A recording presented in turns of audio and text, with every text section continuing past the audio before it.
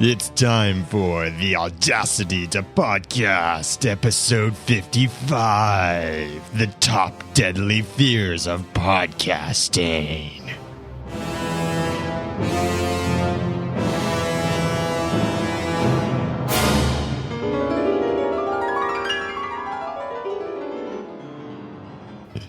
Welcome, my friends, to the Audacity to Podcast. I couldn't resist. I am recording this episode on Halloween, October 31st, and I just thought I'd have a little bit of fun. And even right now, for the people who are joining this show live, I do this live every Monday afternoon at 2 p.m. Eastern Time, over at noodle.mx/live, they are seeing a very, very creepy me. Like creepier than I normally am. So I'm Daniel J. Lewis. This is the podcast where I give you how-to information about podcasting and frequently talk about Audacity. We're not going to talk much about Audacity today because I wanted to do a little bit of a theme that fits with the timing of today's episode. Since this is recording on Halloween, I thought it would be fun to talk about some of the things that we're afraid of in podcasting, some of the fears that prevent us from podcasting, or some of the fears we face once we get into podcasting.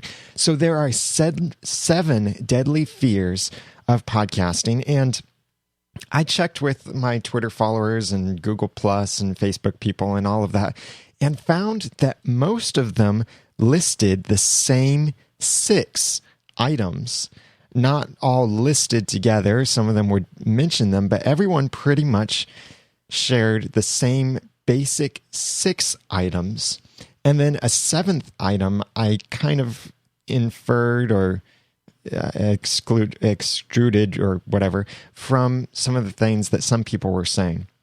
So the top 7 deadly fears of podcasting in no particular order. Number 1, it's not worth the time. You see this a lot when people consider podcasting and they're thinking, yeah, it would be really cool to have a podcast. I just don't have time. When people say they don't have time, they're basically saying it's not worth the time. Because we say a lot of stuff there isn't time for, or that we can't make time for something or other, but it's just we don't want to make the time for it. It's not worth our time. And it's a very subtle psychological thing. I know I'm accusing a lot of people of saying, well, you're just not valuing it enough, but that's true. Because ask yourself this, if you are a sports fan, how often are you able to make time or find the time to watch your favorite sports game? If you're a video gamer, how often are you able to make or find the time to play your favorite video games? If you are an internet social person, how is it that you find the time to tweet or hang out on Facebook or harvest your crops in Farmville or anything like that? Those things, many of these things I've mentioned, aren't, I'm going to step on some people's toes. Some of these things aren't worth your time. Now, I'm not saying you shouldn't do them, but I'm just saying they may not pay you back in any ways. You enjoy them, and that therefore does, make it worth your time. So I shouldn't have said that. But you make time for these other things in your life that you enjoy and that you want to do. And podcasting is the same thing.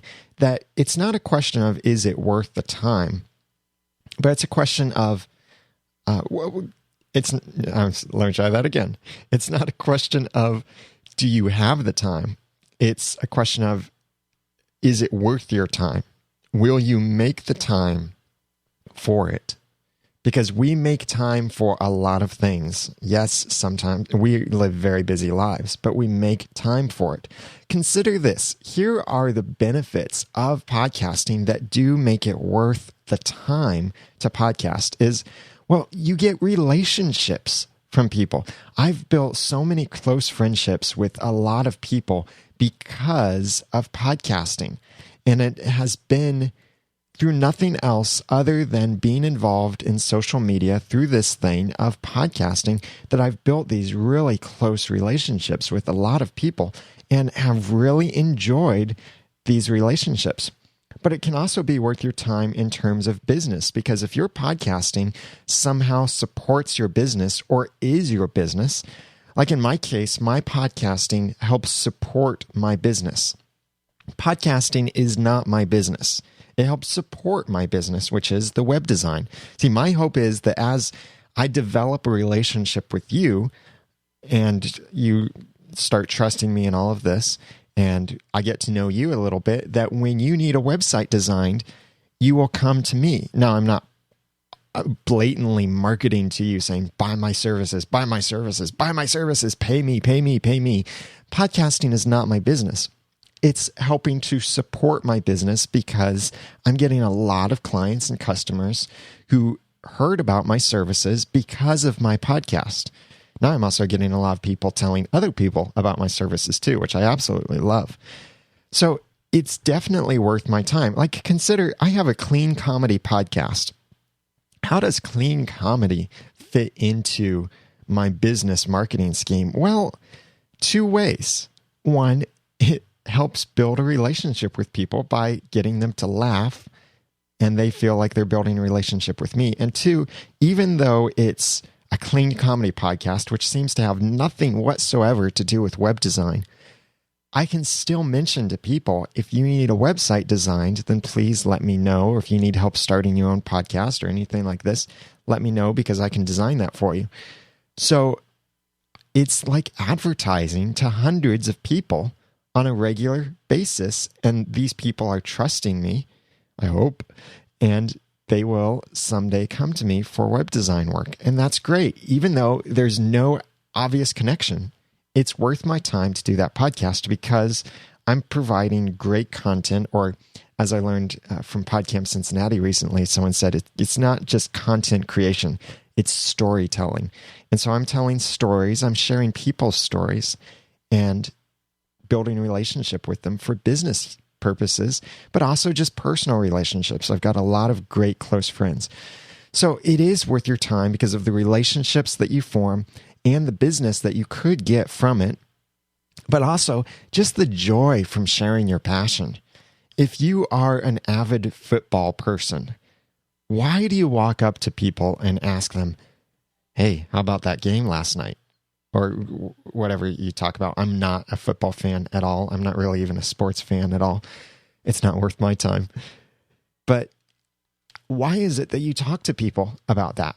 And when you finish talking with someone about sports, do you walk away thinking, oh man, that conversation just was not worth my time. I was so bored talking about my favorite football game and that incredible pass they made last night. That was just so boring to me.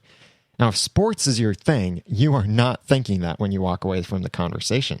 You'll probably discover that, man, I could have gone on for a long time talking about this. It's because we have this joy in sharing our passions with people. And you get to do that in podcasting if you're podcasting about your passions. So you will get tremendous joy from telling people and sharing your passions with people.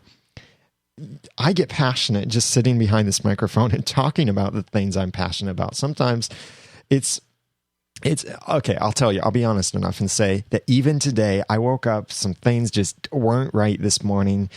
Some bad stuff happened today. And I was just thinking, I really don't feel like podcasting. I don't want to podcast today. I had that thought earlier this morning that I'm recording this episode. I did not want to podcast today. And so I started working on some client work, finished their project, and sent it off to them. They were happy and all of this. And I still had time to prepare for my podcast because I was kind of hoping maybe I'll just get so involved in this client project that I won't have time to podcast today. But then I started working on it and got the idea of the theme and pulled my content. And then once I get behind this microphone and start talking, boy, I'm excited. And I am just enthused and excited. It's because I enjoy talking about this. And so I just personally, I get a lot of joy and fulfillment of talking and sharing my passions, whether it be podcasting or critical thinking with movies or any of these other passions that I am pursuing eventually to have a podcast about when there is time, when I can make that time for those.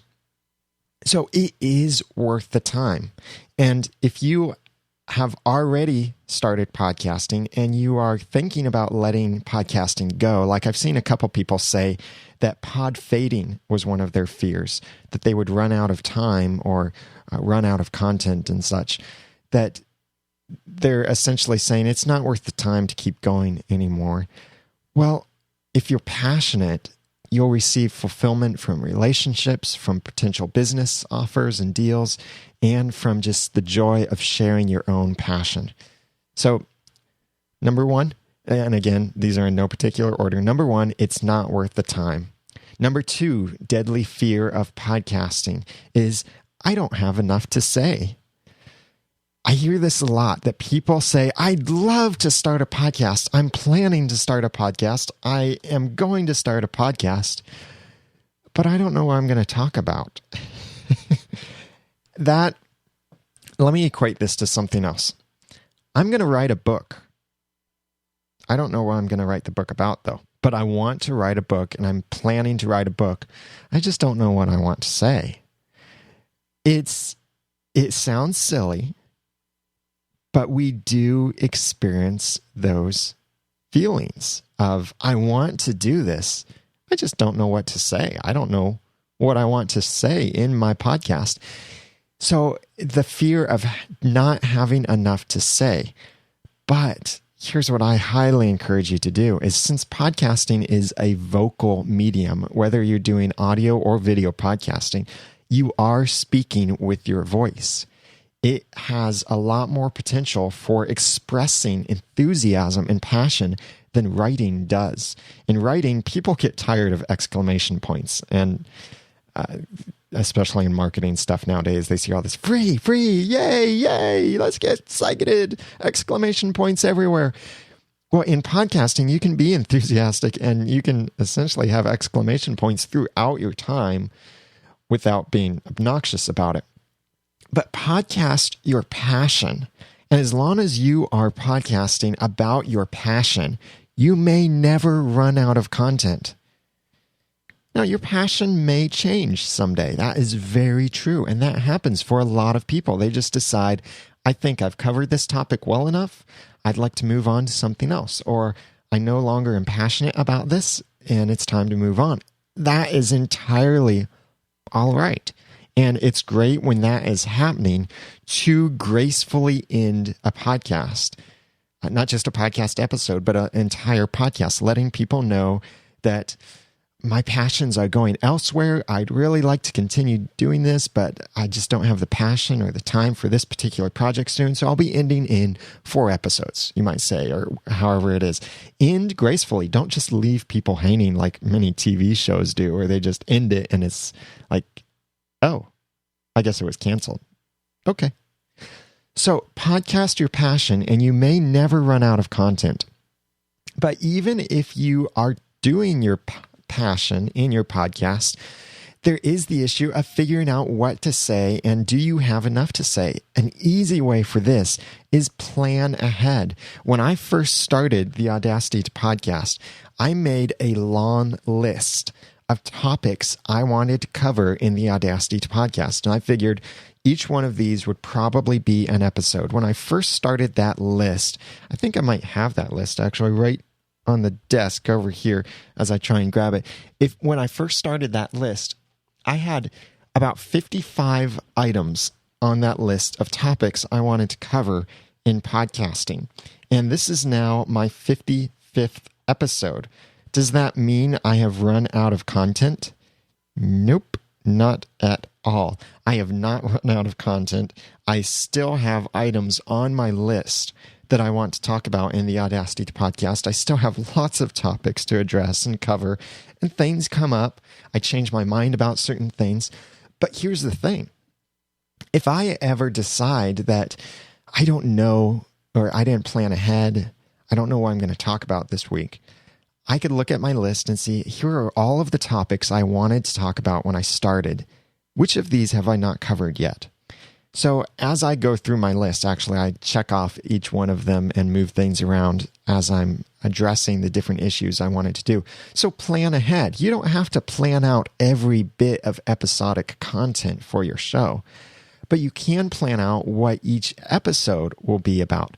So if you have a movie podcast, maybe you decide that you look at your schedule and you're going to do a movie every week, and you say, well, on episode 1, we'll do this movie. Episode 2, we'll do this movie. Episode 3, we'll do this movie. You get 10 episodes out and you know at least what that episode will be about. That's great. Then you have a list to plan ahead. And then as you go through that, you know, and you can even tell your audience, I'm going to do this next week. Now, I often change my mind, which is why I don't very often tell people, come back next week for this, because I frequently change my mind on what I'm going to do with the Audacity podcast. So that's why I don't advertise in that case unless I'm doing a series, a specific series, and then I say that. But you can do the same thing. Make your list ahead of time, what you're going to cover, and that will help you with having enough to say. But also, so do your podcast your passion, plan ahead, and harvest content from your audience. That is, ask your audience for feedback or questions or topic suggestions. You are one person. If you didn't know that, you are a podcaster of one. Maybe you have a couple co-hosts. Have you ever asked them for what they think you should be doing 10 episodes from now? Ask your audience for suggestions. If you have a movie podcast, ask them, what movies do you think we should talk about or review? If you have a podcast where you give a lot of how-tos or answer questions, well, of course, ask people for their questions, and they'll keep sending you questions and sending you information and ideas and all of this. This is a community thing. And like I talk about podcasting with passion, organization, and dialogue, this is where the dialogue comes in, and your audience can provide a lot of that content for you. And you're not just stealing it from them. You are involving your audience in the content by using their ideas, and please give them credit when they share their ideas. So, fear number 1. It's not worth the time. Fear number 2, I don't have enough to say. Fear number 3, so maybe you decide you have enough to say, but then fear number 3 is, no one will listen to me. This is a legitimate fear, and each of these, I don't want you to feel like each of these are illegitimate fears and you're stupid for having them. No, these are all regular fears. You're not the only one experiencing them. I experienced many of these. I sometimes re-experience many of these as well. But this fear that no one will listen to me, first, you have to realize this goes back again to your passion. Passion and enthusiasm are not only contagious, but they're attractive. When you see someone passionately talking about something, we are inclined to listen to them. Now, at some point, we may decide, the content isn't really what I'm looking for. It's not quite my topic. So we move on. But passion is attractive to us. So be passionate, be enthusiastic in sharing your message with your audience. And find an audience out there.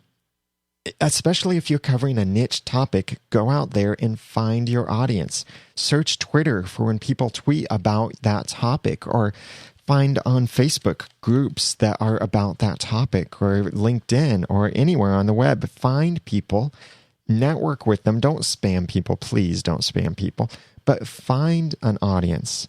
The old rules, well, not quite old rules, but the rule from that movie, Field of Dreams, does not apply in podcasting. If you build it, they will come. No, that does not apply. There are a lot of podcasts out there where people started the podcast expecting people to flock to them, or for them to get lucky and be featured on iTunes. And nothing happened, and so they have almost no audience. You have to go out and find an audience, unless you are someone extremely popular and already have an audience in one way. It's very easy then to carry that audience over in other ways. When I started the Audacity podcast, I started with a few episodes, and then started my marketing because I wanted to make sure that I had some content out there. So I was watching Twitter for when people were tweeting about podcasting or Audacity, and I would try and help them. And then I would let them know this podcast is coming soon. Check back. I'll let you know when it comes. And when I finally launched, I mentioned it in forums where I was already an active member. I told my friends about it and many people about it.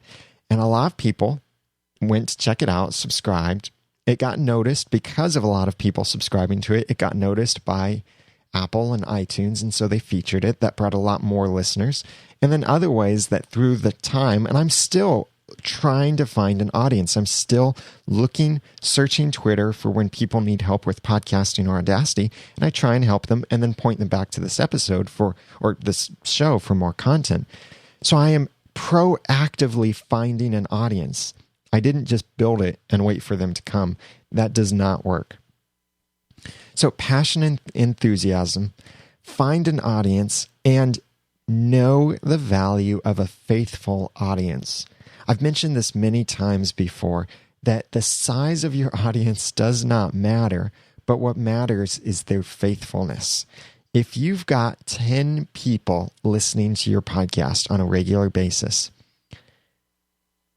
then those are 10 people who consistently come back to hear your opinions, your advice, your ideas on a regular basis. How easy is it for you to get 10 people together in a room every week to listen to you?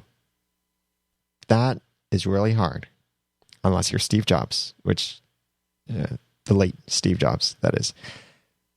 It's very hard to get people to just come and listen to your opinions for an hour, 2 hours, whatever, every week. But on a podcast, it's much easier, and people will do it. People will be consistent and come back. So even if you have a small audience, do not underestimate them, because these are people who are faithfully listening to you. They are your faithful followers, how few they may be.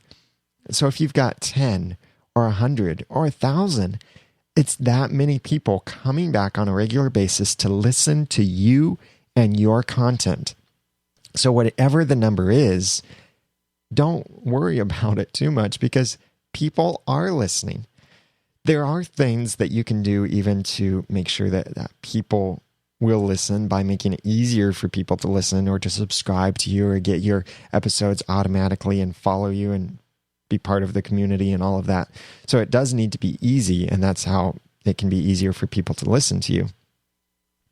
So the 7 deadly fears of podcasting. Number 1, it's not worth the time. Number 2, I don't have enough to say.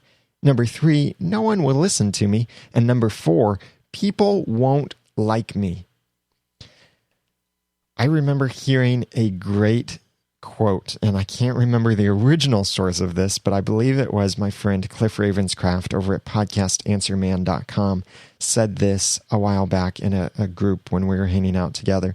He said, it's better for people, well, this is paraphrasing, it's better for people to hate you for who you are than like you for who you aren't.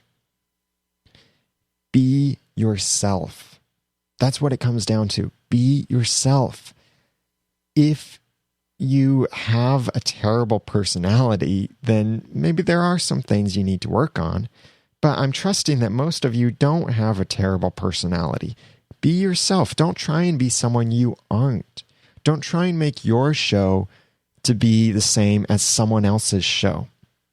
I can struggle with this a lot, I'll be honest. I can struggle with wanting to imitate others. Or I kind of take the Steve Jobs approach of finding ideas other people do and then trying to innovate on it or make it better. But be yourself when you're podcasting. Let people hate you because you're being yourself. Don't let them like you because you're not being yourself. But as yourself, make sure that you are being respectful and being a giver. People love a giver because people love receiving things.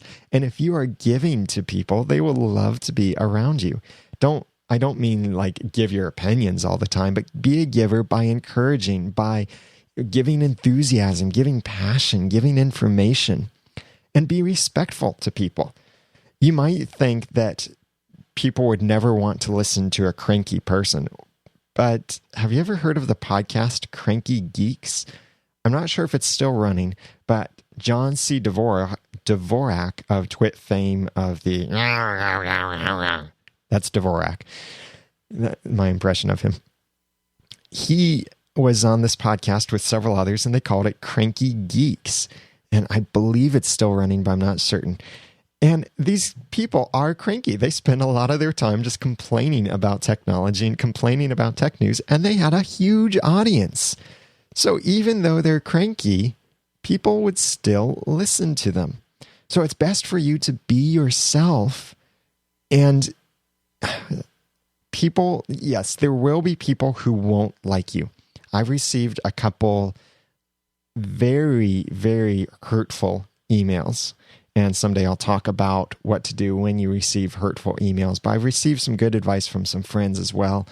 And remember that when you receive a hurtful email or negative response, for every one negative response you get, it's very reasonable to assume that there are 10 other people out there who would give you positive responses.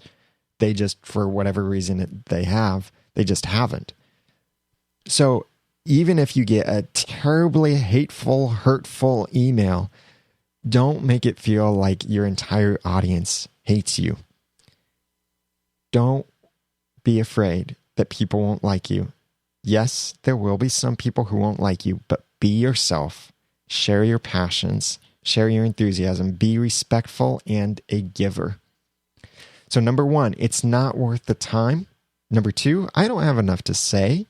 3, no one will listen to me. 4, people won't like me. And 5, deadly fear of podcasting, it's too hard. This has a definite basis to it, and that is that podcasting can be complicated. Note what I said, can be complicated. There are plenty of simple and free solutions out there. There's like Podbean or My Podcast are a couple free and simple solutions where you just record your audio, upload it. There are also things like Blog Talk Radio. Now, services like this, I don't necessarily recommend because you lose a lot of control, you lose a lot of quality from these services. But they are free or close to free, and they're very simple. Audioboo is another one. And if you have any, I'd love to hear from you. You can leave a comment on the show notes at theaudacitytopodcast.com/55. But there are plenty of these free or simple services out there. LibSyn also offers, they are paid, but they also offer some simple solutions for you. If you're worried about it being too hard to get set up and started, then consider paying someone else to set up for you.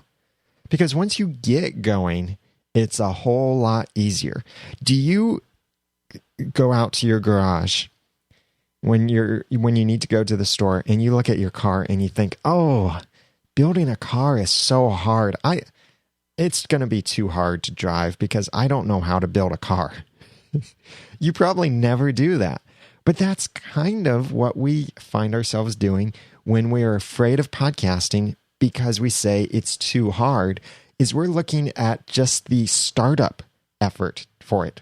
You don't have to get involved in some complicated process just to podcast. There are the simple solutions, or you could pay someone else or get someone else, a college student or someone, to help you by setting you up.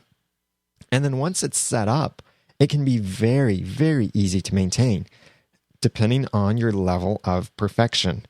If you want, it could be as simple as record, stop, save, upload. It could be that simple with no editing, no audio software know-how, no concern about codecs or MP3s or AVIs or all of this stuff. You just record, save it, upload it, publish in whatever software that it has. It can be really easy. Now, it can also be a lot more complicated than that. So it depends on how complicated you want it to be. This is something that I help people do, is set up websites and get them started with podcasting. Or if they're using a certain system, I might move them over to something that's a little bit easier. So yes, I can do this for you if you'd like me to, but it's not too hard. Please don't let your passion get afraid of how hard it would be to start podcasting. Once you start podcasting, it's very easy to maintain, and it's also very easy to start podcasting. You may hear people say, oh yeah, I got the such and such mixer, and I got the equalizer settings all configured, and my compressor limiter gate is all set, and I've got my noise gate at the perfect level and compression ratios, and blah, blah, blah, blah, blah, blah, blah. All that stuff. Whenever people start telling you all that stuff, just maybe smile and say, it is so cool that you are such an advanced podcaster and know how to do all of that. I'm going to stick with my simple system for now. But do remember, there's always room for improvement. I have room for improvement. I'm constantly looking for ways to improve. So if you're worried about it being too hard, for one thing, you might have gained the wrong impression from someone that you have to have all of this complex equipment in place in order to do your podcast. No, that's not the case. It could be very simple, or it might just be the setup. Just like with a car, building a car is complicated, yes, but you don't have to worry about how the car was built when you're going to drive it. You let someone else build it, and then you just drive it. You maintain it, you fill the oil, you fill the gasoline, all of that. You just maintain it from then on. Very simple things. So it's not too hard to podcast. There are many simple solutions, or you can get someone else to help you start podcasting. And then you take the easy part of just keeping it up to date. 7 deadly fears of podcasting. Up to number 6 now. It costs too much.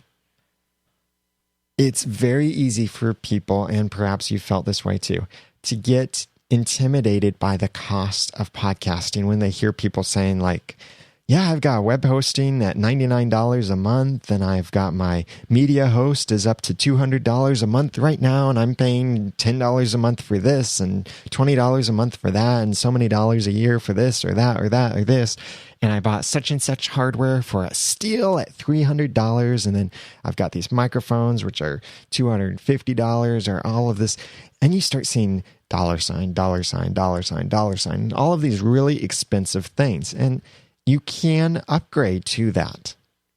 The equipment can definitely improve your quality and make things easier for you, but you don't have to have this expensive equipment when you want to start podcasting. I've talked about this many times before, that you can start podcasting with just your computer. You could even really start podcasting with your phone. It wouldn't be very high quality.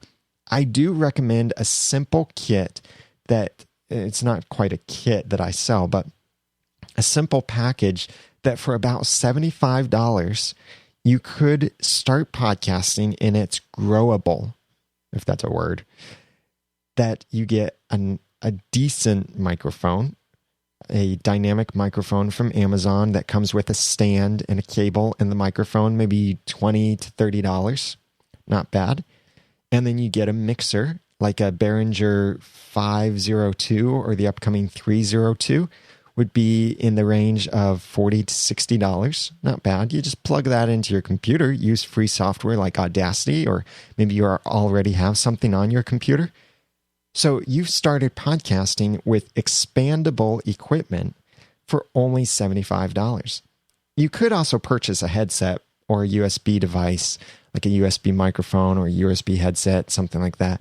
What I really don't like about those things is that they aren't expandable. If you decide later on to get a mixer or you want to have a co-host, then you've got a technical limitation with that hardware because you're locked into a certain thing. And if you switch, then you pretty much just have to throw out that other stuff or use it for other instances.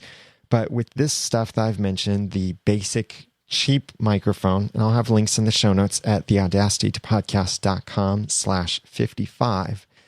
a cheap mixer, they are expandable. That cheap mixer that might be only $40 to $60, like the Behringer 302 USB, plugs straight into USB on your computer. Very small, very handy. It has an XLR port on it. That's the really big circular port with the 3 holes in it, or 3 pins, depending on which end you're looking at.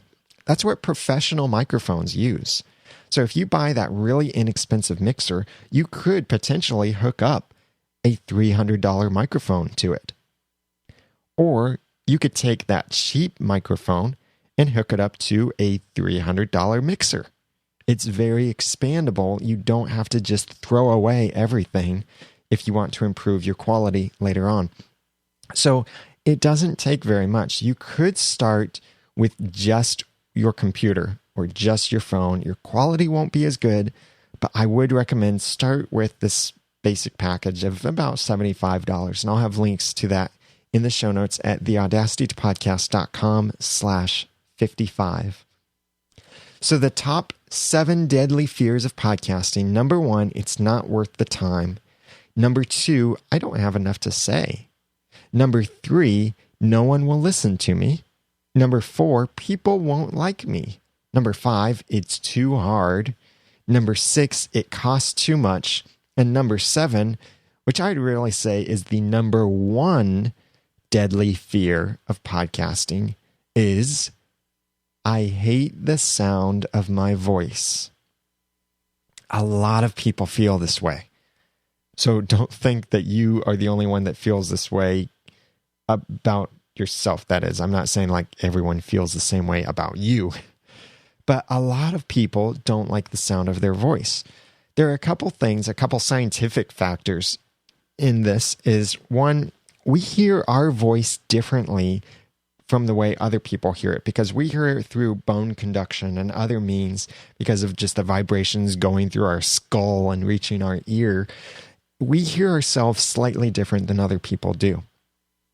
Even then, you might hear yourself in a recording and think, "Ugh, I don't like the way that I sound." I'll tell you that when I was growing up, I did not like my voice. I thought I had a terrible voice. I hated it. I wanted it to change in some way. And then I preached my first sermon and heard my voice recorded. And then I went back and listened to it. I thought, hey, that's me. I don't sound as bad as I thought I did. Huh. Wow. I kind of like my voice. That's all right. So I discovered that my voice wasn't as bad as I thought it was. But maybe you're the opposite way, where you think you sound okay, but when you hear yourself either through your head or the recording of yourself, you think, "Ugh, I don't like how I sound." Consider this. A general rule in voiceover work is there is a market for every voice out there. Have you seen the movie The Social Network, or the movie How to Train Your Dragon, or the movie Rio, which is hard for me to say? Rio. Have you seen those movies? Listen to the main character's voice. Would you normally think that character would have a good role? Or even more, look at a movie like The Sorcerer's Apprentice with Nicolas Cage and some other guy that plays the kid. Well, that kid that's in there, listen to his voice. He's like really nasally and sounds really nerdy and stuff. You would think, oh, his voice isn't that great, but he fits the part so perfectly, doesn't he? Could you imagine anyone else in his place? Probably not. His voice fits it very well. There is a market for every voice. And I'm not saying that if you have a nasty voice that I don't know where I was going with that. Even if you think your voice isn't very good, however you hear it, realize there is a market for every kind of voice. But also, a lot of people don't have the same opinion about your voice that you do. I know several podcasters who have extremely popular podcasts, and their voice is, well, let's put it this way. It's not the voice of angels. Their voice could be considered annoying. It could be considered ear-splitting. It could be considered not their gender, either too feminine or too masculine, depending on their gender. All of these things. But they have extremely successful podcasts. You know why? Because a lot of this goes back to confidence, that they, at some point, they have overcome their fear of their own voice. And they've just decided, this is my voice. I will use my voice the best that I can. And so they podcast with it. They speak with it. They sing with it, whatever. Speaking of singing, one of my music instructors from Music Academy that I attended had a really weird nasally talking voice. But wow, his singing voice was incredible. And you wouldn't think so. You wouldn't think so just looking at him, that he had such a great singing voice. So whatever your voice is, realize most people don't mind. In fact, most people will probably get used to it, no matter how bad it is, if your content is engaging, if you are a good storyteller, if you are good at expressing your passions and you're enthusiastic, and that enthusiasm is contagious, the passion is contagious, more than your information even. But if you're sharing good information in an enthusiastic, engaging way, you're being respectful and a giver and all of this, then people will overcome the sound of your voice and may even forget it. They may be listening and someone else might come up to them and say, how can you listen to that guy? He's got a terrible voice. You might just be like, huh, you know, I'd kind of forgotten about that. An illustration of this is, this is not, well, I'll just explain. I used to do some work, volunteer work in public schools, and there was this one public school that was an all-black public school, and I am white-skinned or light-skinned, and I did this participation in this volunteer work in this school. And what was really neat to see in this all-black school is that eventually the kids just kind of forgot that my skin was a different shade from theirs, because the relationship was more important. The message was more important than these surface things. And they kind of forgot. Or I've seen other schools where they have a mix of different colored skin, and they tend to forget these certain differences. And that's entirely all right to forget these things and instead look at the heart of people, look at the core of the message. So realize that most people don't mind or may get used to it. But also, please do not apologize for this. If you start your podcast and throughout your podcast you say, oh, I'm sorry, my voice is just so terrible, don't apologize. This strikes me funny that in internet forums, I often see a lot of people will write a post and then they'll say, I'm sorry about my English, I'm from such and such country. Well, the people who tend to apologize for their poor English don't actually have that poor of English, which I don't know how that is that it works. It's the people who don't apologize who often don't have very good English. But I'll read something, I'll think, this sounds better than the other people who are writing in this forum. Why are you apologizing? You shouldn't be apologizing. Your English is great. So don't apologize for yourself. Try to be confident in yourself. This is, yes, very difficult to overcome. But in so many ways, confidence will make you more attractive. It's true in dating relationships. It's true in marriage. It's true in marketing. It's true in podcasting. That when you can be confident and you overcome these certain issues, then other people will overcome them as well. Now, you might come through all of this and you still realize that no matter what you do, there are certain things about your voice that just aren't working. Well, try to improve. Look into getting voice lessons, acting lessons, speech lessons, whatever it may be. Maybe you have problems with saying way too often.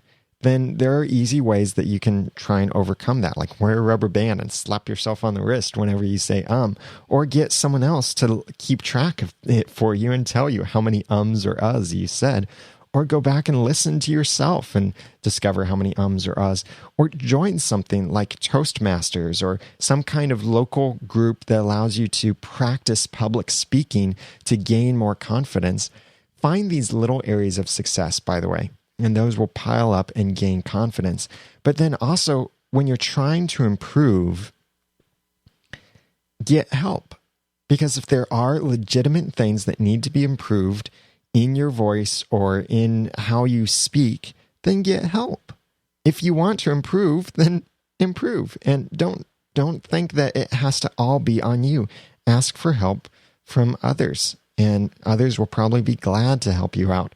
I have difficulty pronouncing my R's sometimes. Sometimes it just depends on the dryness of my lips, which are kind of dry right now. Sometimes it's just I'm being lazy. And I used to have a lot of problem with other letters in my alphabet, like L's. I did not pronounce my L's very well.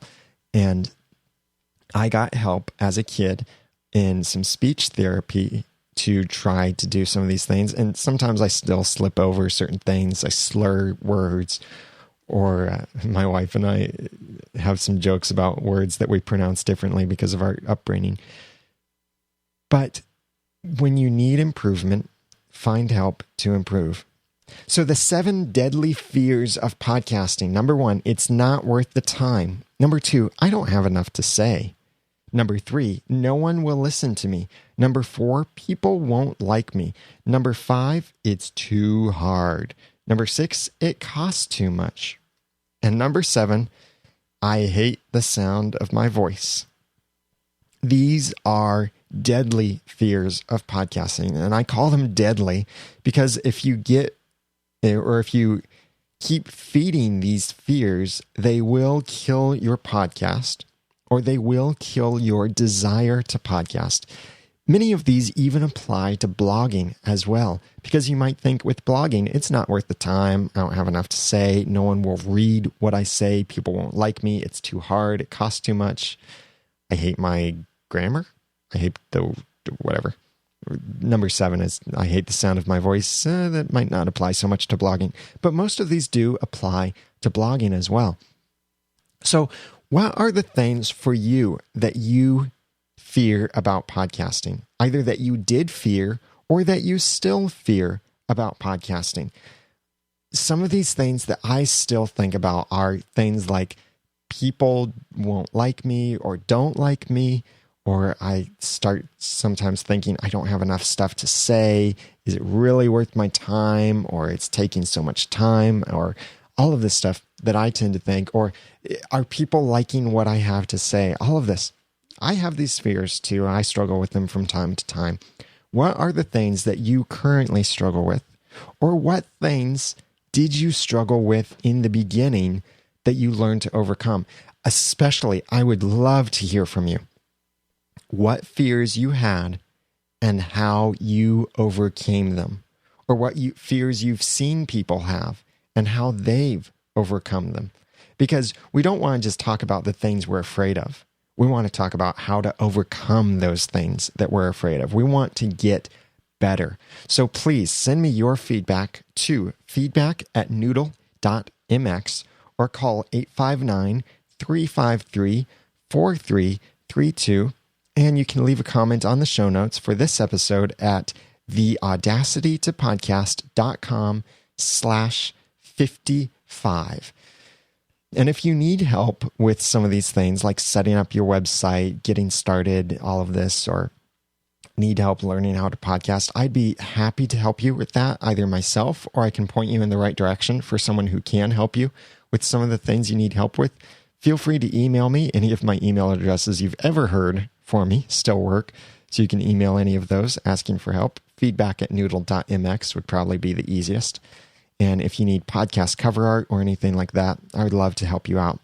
One last thing I want to mention is I don't know about you, but I don't like Apple as a company, but I like their products. I didn't really like certain things about Steve Jobs, but I had a huge respect for Steve Jobs, his innovation, his inspiration, his invention, and all of this. And there is that book that came out, his approved, authorized biography by Isaacson, Walter Isaacson. And I discovered two amazing things. Number one, I really wanted to read this book. So number one that I discovered is it's available as an audiobook. Awesome. Number two, even more awesome, I got it for free. Totally free. And I am totally psyched about this. I haven't started listening to it yet because I haven't made the time for it yet. But I just got it, I think, Friday, and it's Monday right now. But if you'd like a chance to get this audiobook and listen to the story of Steve Jobs, then I do recommend that. This is an affiliate link, but they are not sponsors of me. Visit audibletrial.com/noodle. And when you sign up for a free 14-day trial for Audible, you will get a credit that you can use on any audiobook. And you can get the Steve Jobs audiobook then for completely free by joining Audible, and cancel your membership within 14 days and you never pay anything. You never get any more credits either, but you never have to pay anything. That way you still get the audiobook though to keep. So it's an awesome way to get the audiobook, or maybe there's some other book that you've been dying to read but just can't afford to buy for yourself, or get the audiobook for yourself. And I love audiobooks. I've read a lot of audiobooks or listened to a lot of audiobooks. I'm really excited that I got this. So if you're interested in the exact same thing, reading the Steve Jobs biography, I'd encourage you, read it with me. I'd be happy to read it with you, and we could talk about things along the way. You could email me your thoughts about certain chapters or tweet me or whatever. But check it out at audibletrial.com/noodle, NOODLE, audibletrial.com/noodle, and check that out. And if there are podcasting books, which I haven't checked yet, that would also be interesting as an audiobook. I don't know how well they do as an audiobook, but I would love to hear from you. Just your feedback on this episode, feedback on previous episodes, or ideas for future episodes, your Audacity questions, podcasting questions, issues. Share your fears, your ways that you overcame these fears, anything like that. Feedback at noodle.mx, or call 859-353-4332, or you can leave a comment on the show notes at theaudacitytopodcast.com/55. And then you can let me know what you thought of this episode and share specific feedback on anything I mentioned. Please also follow me on Twitter at twitter.com/theramennoodle, TheRamennoodle, the ramen noodle. And I would love to hear from you. You can also check out the other podcasts in the Noodle Mix Network over at noodle.mx, a clean comedy podcast, a podcast about movie reviews with critical thinking, and a podcast, about Christian worldview, and much more coming in the future. I'd love for you to be a part of that and provide your feedback to those podcasts as well. Once again, that feedback information is feedback at noodle.mx, or call 859-353-4332, or leave a comment in the show notes at theaudacitytopodcast.com/55, and follow me on twitter.com/theramennoodle. So I hope that you will see that podcasting is worth the time. I hope you'll plan ahead and have plenty to say. I hope that you will realize that people will listen to you. I hope that you'll realize that some people won't like you, but a lot of people will like you anyway. I hope you'll realize it's not too hard, it doesn't cost too much, and that your voice does sound good. You have a message, so it's time for you to go podcast with passion, organization, and dialogue. I'm Daniel J. Lewis, and thank you for listening.